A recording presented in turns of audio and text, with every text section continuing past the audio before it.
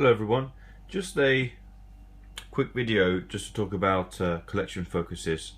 I realise I haven't really done one, but my reasons for collecting, I haven't really got a focus, to be honest. If you take a look at the sort of things I buy and the things I collect, I pretty much want everything. I just want all the games from the different genres, the different consoles that when I was younger, either I couldn't afford, or my parents couldn't afford, or I couldn't get.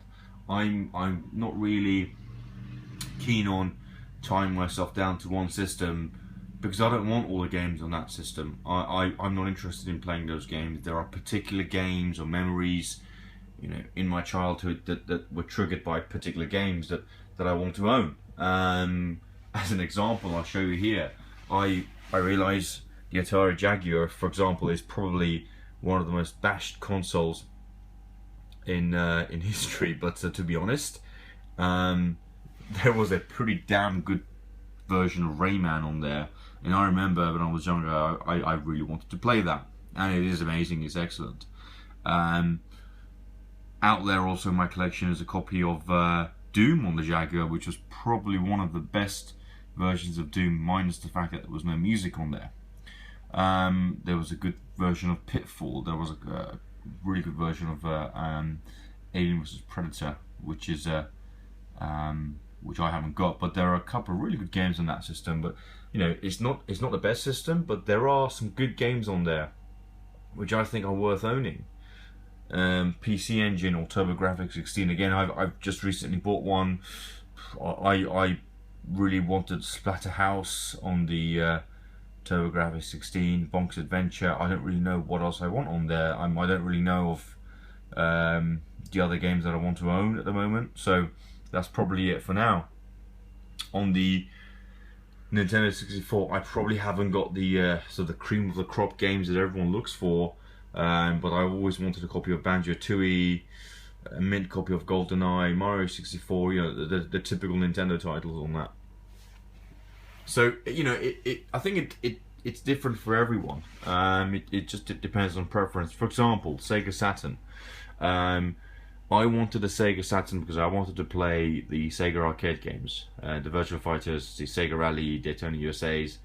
But I also know that on the Sega Saturn there was probably one of the best versions of NBA Jam. What I mean is very close to or better than the arcade.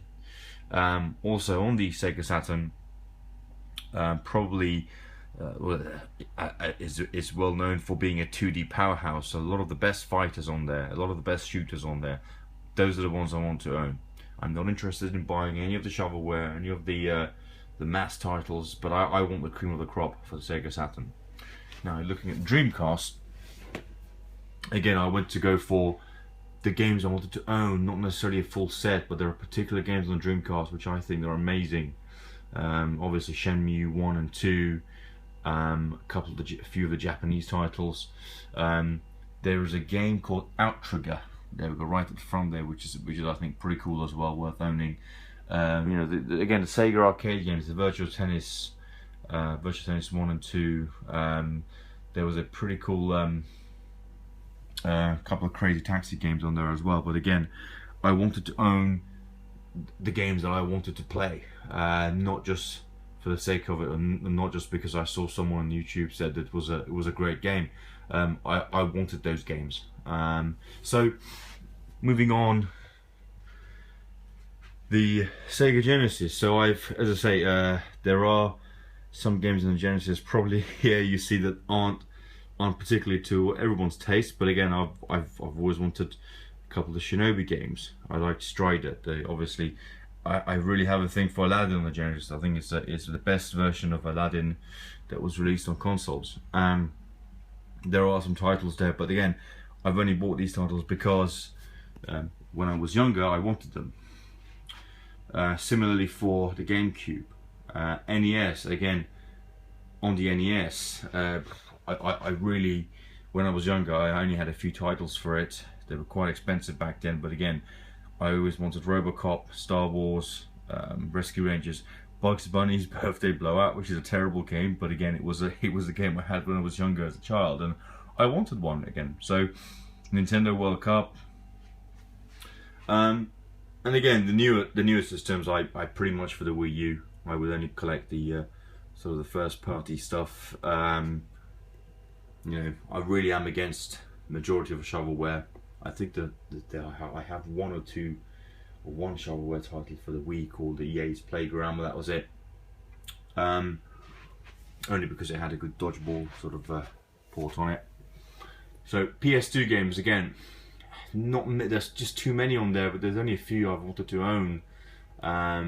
Just the key titles, you know, the sort of the Metal Gear Solids and the Gran Turismo and a few others. But again, I'm very, very picky about the sort of games I'm going to buy on the consoles, and the same for the Master System. So I feel like it's more of a, not a heavily focused collection of particular games, but an organic collection of particular games that I wanted to buy, or sort of reminded me of particular memories in my childhood. So again, very different to the sort of focuses and collections that I'm watching on YouTube, but again, everyone's different. So it'd be interesting to hear a little bit more about your particular focus or collections, and how they relate to your past as well. So thank you for watching.